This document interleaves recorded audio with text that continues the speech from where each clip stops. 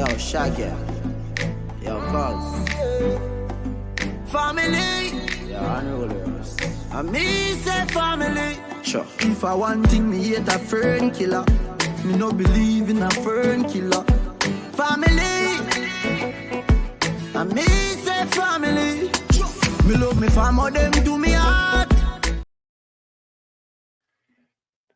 Yeah. Yo, my name is John Ruffin, and I have Jessica. She is my co-host, and this is our home. I know. I'm sorry. I'm already starting off bad. But this is our home for those who are new. This is our pilot episode, and I just want to tell you the goal of this podcast is to talk about traditions that have shaped us, good and bad, but also the traditions that we may need to hold on to. So I'm looking forward to having some lively discussions and really get it in. Tell me, Jessica, how do you feel? What does this podcast mean to you? I'm saying, like, I'm just ready to get to it. Like, if we're gonna talk about traditions, we're gonna have to break down where those come from too. And Man. I think some of our traditions are not gonna come from the most pleasant backgrounds. So I'm just looking to peel that layer back. Okay, so then let's start it off for today. Today, I want to talk about the tradition of respect. Where is respect? Oh man, respect to me has changed over time. At least in my era, from when I was born to now, what we deem as respect is not respect to me. Right. You know, I grew up in a time where you were seen, not heard. And what sparked this thought for me was a movie I watched or a show I watched last night. Now, this is way back, old timey show, even before my time. But my wife is she's a real conservative, real homey type, family oriented, wholesome type person.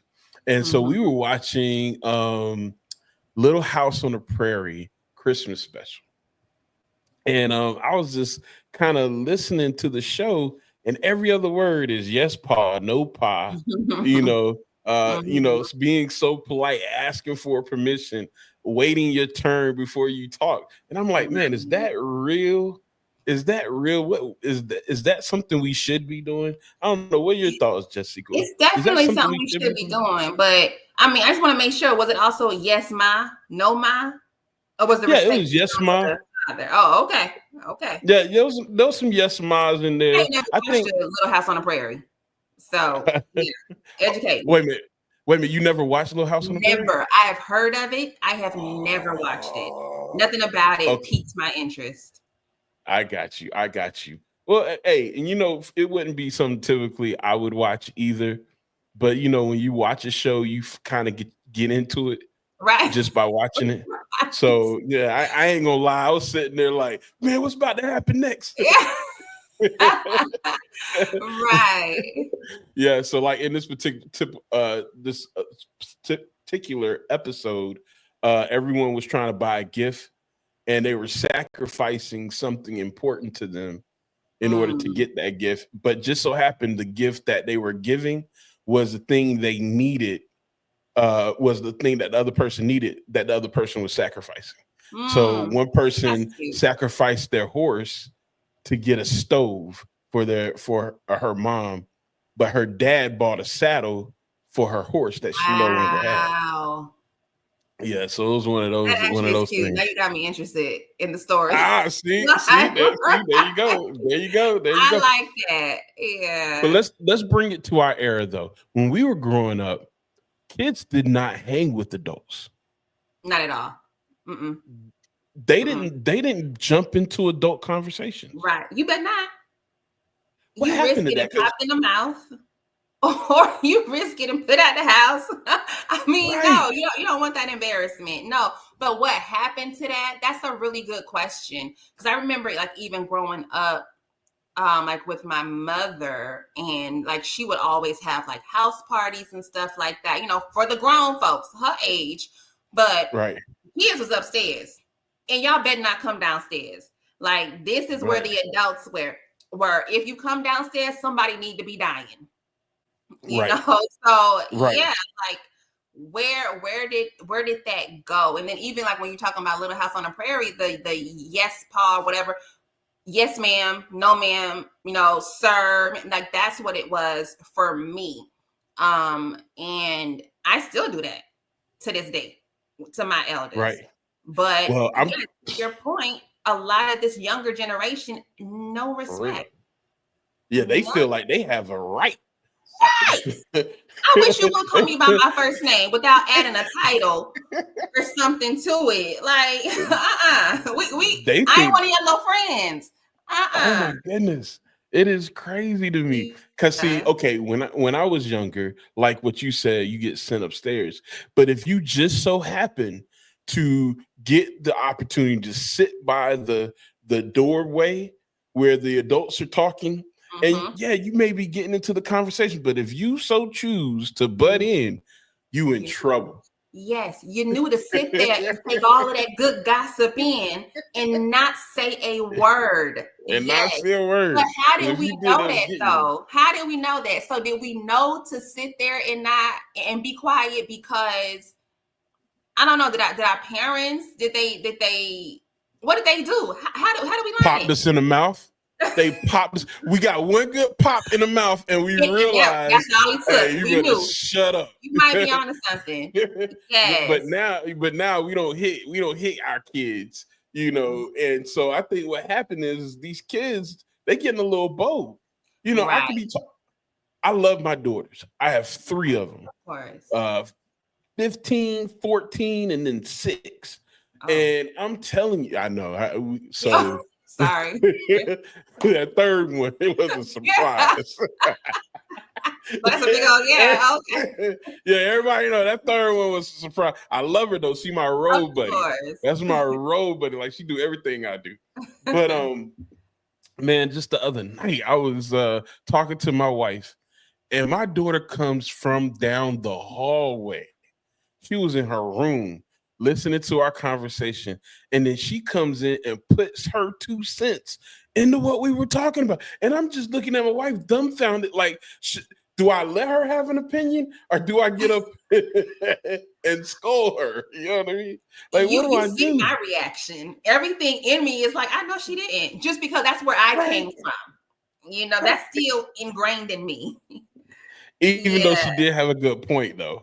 That's besides the point. But that's besides the point. Yeah. Don't. And that's worse. You got a good point. Like, who made you on equal with me? Right. You know what? That's it. Who made you equal? You are not equal to us. You may have a good thought, a good opinion, some good insight. I don't care what it is, but you keep it to yourself because what? You're not my equal. That's right. Yes. And it's so important, though. Why is this important? I still can't grab my hands around why this is so important to keep the separation between the child's place and the adult's place. Because that's what we grew up with. We grew up with, there was a certain place, and now everybody's like, yeah, ain't no place. We all got rights. We all are equal. Right. I mean, and we literally heard the words "a child's place." We don't hear that anymore. A child's place, like you just said, everybody is sharing the same space. And I'm about to get some fighting words. I'm sorry, go ahead. No, I'm about to get some fighting words. I think it went out the door when we said a woman's place. Hold on. But how? I'm a very objective person, and so I would really like to understand if there truly is a connection. So how? I think there is. So I think when we start getting sensitive to the fact that there are roles, what's good for the goose is good for the gander. When we started getting to this place where, I don't have a role, I'm equal. Well, kids start saying the same thing. Hey, I don't have no. I'm equal. I have rights too. They're listening to what is going on the other side. But I think even the ability for them, and I might even say the privilege that they have to be able to conjure up this thought that just because mommy and daddy get to have rights that me as a child, I get to too. Like, hold on, player. Like, no, that's what we get to have as adults. When you get here, okay. But until then, no, there is us and our rights. And then there is your place, which is a child, and you better stay in it. So I'm not sure if I can really side with you on it being what's good for the goose is good for the gander. Like, as a woman, I believe that women have places. I do. You talking about fighting words too? Hey, I'm with you. I'm a traditionalist in that. And I believe that there are men and women roles, but we grown. So I seen this clip one time. It was a video, and there was a lion. He was sleeping, and his cubs were jumping all on him, just jumping on him. He just sitting there, and this hyena was looking off in the distance, like, oh, that lion must be weak. You could tell that lion must be weak because these little lions are jumping all on him and he ain't doing nothing. And then that hyena got the idea that, oh, let me try that. Right. And as soon as the hyena tried to pounce on that lion got up and destroyed him. If you want to. Yeah. He destroyed him. Sometimes when we see someone doing something, i.e., like women saying, hey, we don't have to listen to you. And I'm not trying to go into controversy, but I'm just saying, I think they do relate, because I think when you have that and those kids are watching, they're like, oh, they got away with that. Let me see if I can. And I think, in the beginning, yes, they got some pushback, but eventually they started getting validation. Okay, right. So then who's at fault? Because what that tells me is that the parent is at fault for allowing it. So I think you're absolutely right. Children are going to always push the boundaries, of things. That's the nature of children. But it is 100% our place as the parents to keep them where they're supposed to be. You can only go as far as I allow you to. You're right. And I give you a good example. No, go ahead. What was you gonna say? I didn't mean to. No. Go ahead. I want this example. I give you a good example of what you're saying. So last night, and now granted, I was upset. I was upset because I'm off this whole week and I'm never off. And I wanted to spend some time with my kids, and they all on their phone in their rooms. And so I forced them all out, and I said, we're watching the movie together. And we watch Home Alone. Classic. And I made them put their phones down. I was like, we watching Home Alone. And after about 30, 40 minutes, it was kind of fun. Like, I had to deal with everybody's attitude. Yeah, I had to deal with everybody's attitude, but it was fun afterwards. Right. So I think we do gotta force it. Absolutely. And I don't know where we as parents became so weak. Like, I grew up where you didn't tell your mom and your daddy what to do. They tell you what to do. But it's like we are now, as parents, as the adults, we are asking for our children's input. So what do you think about this? What would you like? What? I didn't get to have a say-so till I had my own children. So, like, what? And yes, I think that's what blurs those lines for them. We're bringing them, we're welcoming them, we're ushering them into this so-called space that is, supposed to be for us. Oh, but man. we're allowing it. Yo, you're so right. You're so, like, that is the epitome, I think, of the problem. And you know what's so crazy? We get upset when they don't know. So we was like, what do you think? I don't know. And then we're 12. Like, I don't know. You're supposed to know. Think about it. Go to your room and think about it and come back when you know. Right. and I'm like, no, they don't supposed to know. We're supposed to tell them, and they're supposed to just watch us until they get it. Yes. Oh, man. We have gotten weak as parents. Yes. It's like, man, we just lost. How did we lose it? Okay, help me understand. I think to know the problem is to solve the problem. I So we agree. got to know how did we get weak? What do you think happened? So, and I'm gonna lean on you for this. So, what first comes to my mind is, do you remember in school where you would get paddled? I don't know if that existed. Okay, for you. Sure So did. Yes. from getting paddled by our teachers or principal or whatever, to you can't touch my child. So Yes. is that part of it somehow where, and I don't even think it's more so that you can't touch my child. I think there started to be this switch, or we were transitioning from corporal punishment, beatings and stuff, which aren't beatings, but of Yes. children. And it kind of stripped parents away from, I guess, like that autonomy of like how I Right. choose to discipline my child. Do you think that Right. maybe that has something to do with it? As far as Man, like, I think you're in the ballpark for sure. mhm. What I think is that psychology, I think a lot of people use psychology to say, hey, we got to get away from corporate punishment. It's not doing any good. What they It don't did all the realize is, good. yeah, what they don't realize is it may not have changed behavior, but it definitely held behavior in place. Absolutely. It was like a dam holding the water. Like Right. so in ourselves, instinctively, we are wild individuals. Mm-hmm. You know what I mean? Like we are Mm-hmm. wild, we are selfish in our core. Freud called it our id. We Right. are we want what we want when we want it, and we don't care about anybody else as long as we can get away with it. And Mm-hmm. so there's really no changing that. I mean, that's instinctively It inside of us. is. Yeah. But you can hold it in place. Right.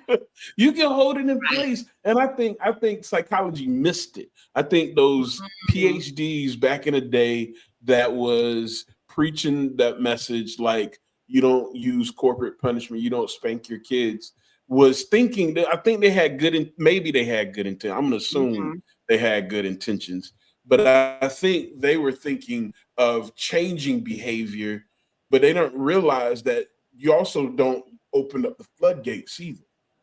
Right. So And I think that's what happened.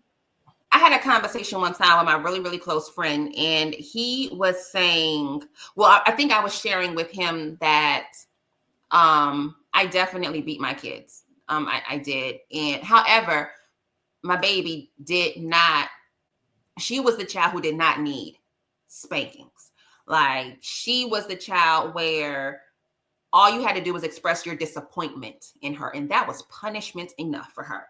But it did Right. take me a few years to realize that, because I was parenting her from what I had known, how I was parented, and that was just spanking, spanking, spanking, right? Right. So I was talking to my friend one time and telling him that, yeah, that's what I did with my kids and stuff like that. And he was saying something to the effect of, well, you taught them to fear you instead Right. of teaching them Mhm. to maybe understand, I guess, what this lesson is. But I was okay with that. Right. And I'm still okay with that 100%. You need to fear me. You need to. Because Right. I do No not fear is believe. healthy. Right, right. I don't believe that at 4 and 5 and 6 and 10, it's really about understanding. No, it's about doing what the hell I said to do. That's it. Point blank. So Yeah. if it comes in a form of fear, I'll take it until we can graduate to where we can reason. Yes. Okay. I like what you're saying. I like what you're saying. And I think that where maybe we went wrong, or what we need to do, is instead of punishment, we should do more discipline.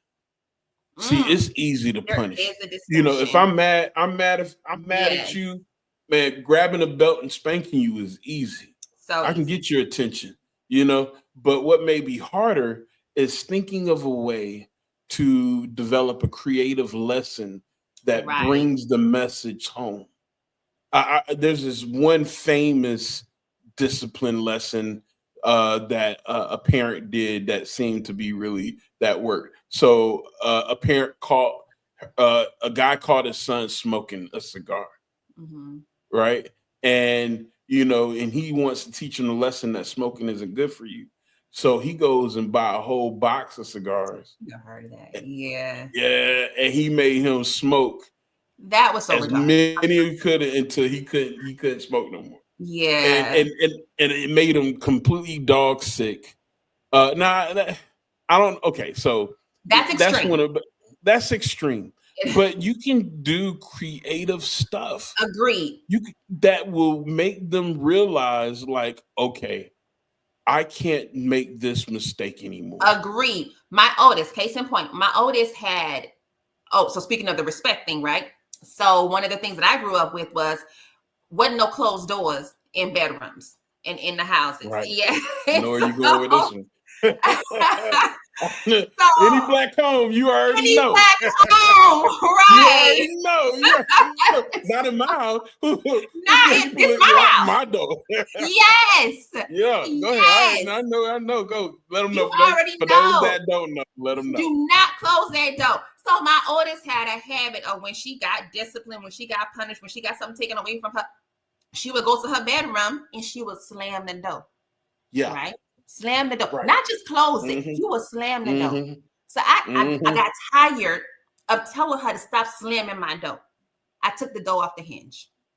I said, oh, you want to play? Okay, now you get no privacy. You have no door to even shut. Yep. So yes, there are ways. That's right. That's right. So one I've heard of that was actually someone I know did this one. So the teenage boy kept sneaking out after the parents went to bed and would sneak out their window. And mom did everything from, putting a nail in the window, all that good stuff. But, he find a way in, find a way in. And so, mom talked to him and he was just getting bold, like he gonna do what he want to do. So mom one night, mom was ready. He snuck out. Mom changed all the locks. Yeah. Locked all the windows, secured all the entrances that he could get in. And so when he came back, he couldn't get in. Couldn't find a way in. None of that, right? And so he rang the doorbell. Mom wasn't answering the doorbell. Yep. All night long. Woke up in the morning. She made herself some breakfast, got ready for her day. And then when she was ready to go, she unlocked the door and saw him on the patio. Yeah. I mean on the porch, sleep, turn around, shut the door, locked it back. Yep. Oh, good job, huh? Good job. And then he looking at her like, "Are you serious?" She pulls off. Yeah. She pulls off. And it was one of them cold nights too. And so, she goes to work, she comes back, he on the porch crying, just bawling, like, "Mom, you gonna let me in?" She was like, "You don't live here." Right. What are you doing? Why are you still here? She's like, "If you can't respect my rules, you don't live here." Yes. and he knew she was here. He looked in her eyes and was like, right. You serious. Right. Eventually, what happened to that dedication right there that you just pointed out that mom had, that commitment? Okay, to respect. What happened to it? I think it's fear. I think it's the same fear that made us not let our kids play outside anymore. Which was what? My kids played outside. Well, I mean, you think about it. Most kids nowadays, they ain't playing outside. They're not getting a pickup game of baseball or walking the neighborhood like we did when I was growing up. Right. I think it is. I think it's fear. I think they're distracted with technology. I hear you.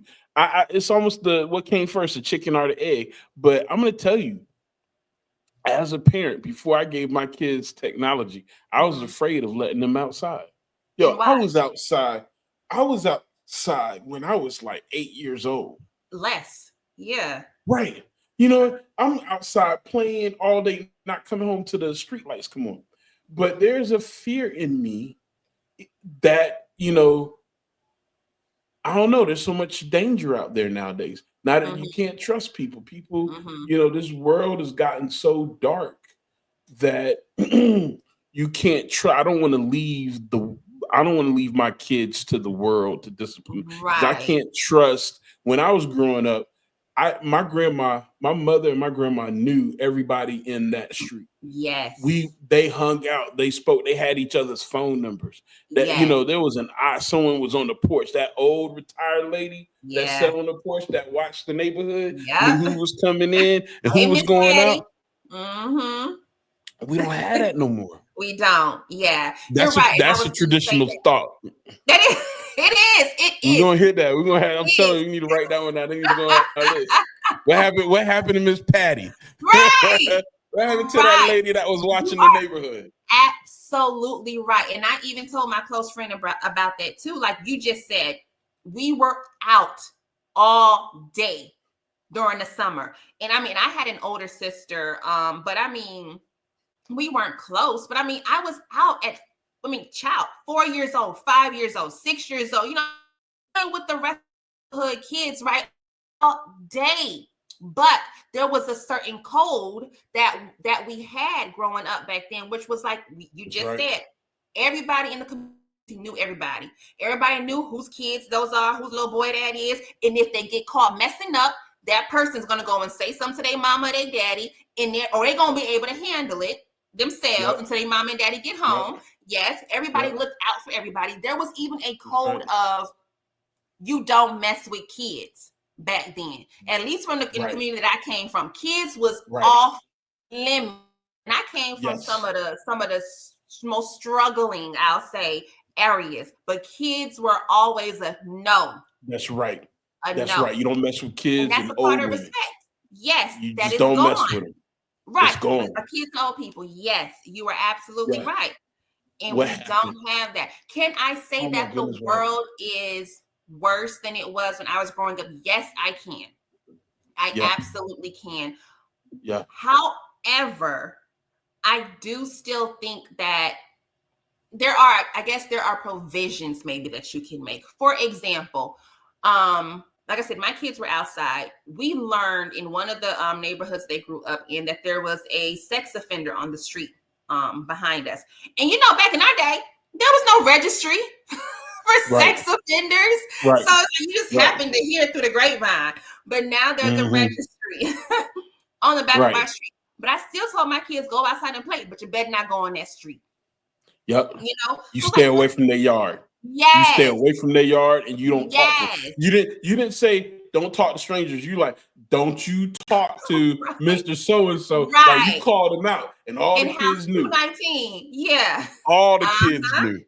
You know what I mean? And I'm telling you, man, we got to bring this home. But this respect thing is so important because our kids are losing valuable lessons that they would learn if they had the humility to respect their elders and to trust in us. It's the elders' fault. And the trust in us. But yeah, I agree with you. I think we have not put it down. We have not protected them from themselves. Wow. We have not protected them from themselves, trying to adapt to this new culture, to this new world. And I think, like, once again, my kids were kicking and screaming last night, but they needed time with me. Right. They haven't had it. They needed it. They needed it. And so we gotta do better. Listen, I'm gonna take a quick commercial break. When we come back, I want you to give me 2 things that we can do, we as parents need to do better to foster this respect. And I'm going to give my top 2. So you give your top 2, I'm going to give my top 2. All right. Looking for a little peace of mind? Dive into our podcast. It's not just any podcast. It's your go-to for exploring the rich tapestry of American traditions, both the good and the not so good. We're all about helping you connect with your identity and celebrating What makes us proud to be American? Each episode is like a cozy chat with a friend, where we unpack stories and insights that resonate with all of us. Whether you're driving, chilling at home, or just need a moment to reflect, this podcast is your perfect companion. Seriously, it's packed with wisdom and warmth that you won't want to miss. So, if you're ready to embrace your roots and join a community that values growth and understanding, hit that like button and subscribe to our channel. Trust me, you'll love what you hear.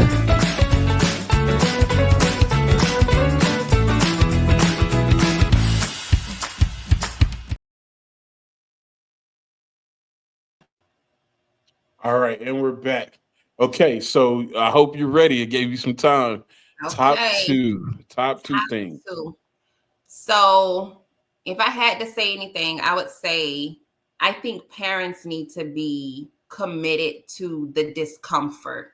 That's one thing.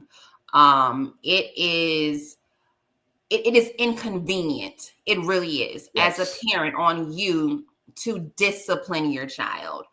And I think we have gotten too too comfortable, where we're not parenting. So it's like, in order to take your child's phone away, you got to be committed to that. You got to be uncomfortable with not being able to reach them all the time. Perhaps, you got to be committed to that. Even with the example of the mother that you said locked her son out, I'm sure that was a bit stressful. That created some anxiety in her to not know that her child was in her home safe. But she got to be committed to the cause. Okay. I would say number two is we got to stop caring what other folks think. I think back in my day, there was a such thing as, those are my children. I raised my children. I'm going to raise my children. I'm going to do with my children what I know needs to be done with them. That ain't got nothing to do with what you think, how you feel about nothing. I'm responsible for these children. You let your children run them up, cool for you. That don't go down over here. And I think we got to get back to those two things. Right. So, okay, my top two, when you have kids, getting to know your neighborhood. There's safety in space. We got to create safe space for our kids to be able to exercise their child like needs. You know what I mean? They need to get out there and run and be creative and so forth. It's so needed. And it is. And the second thing I think we got to do is we have to be intentional about training. And we can't care about mistakes in the training process. I tried to bake cookies with my kids one day, and I was so focused on them not spilling that I ended up just was like, yo, I got it. Everything that was hard, everything they should have did, I did, because I just didn't want the mess. Only thing I let them do is scoop a little on the tray. Right. And even then I was kind of shaping it, and it got to come out circular. And so now it's like, yo, I don't care if there's dough all over the wall. Yeah. We'll just have to clean it. But I want you to get the experience.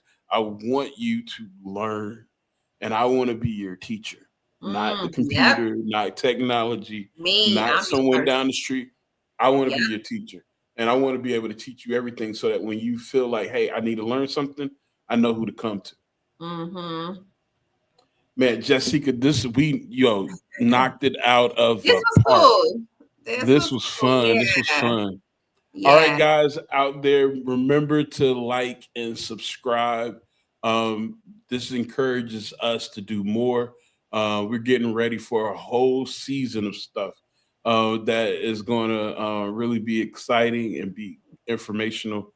And once again, we just look forward to having you guys around. All right, and we're out.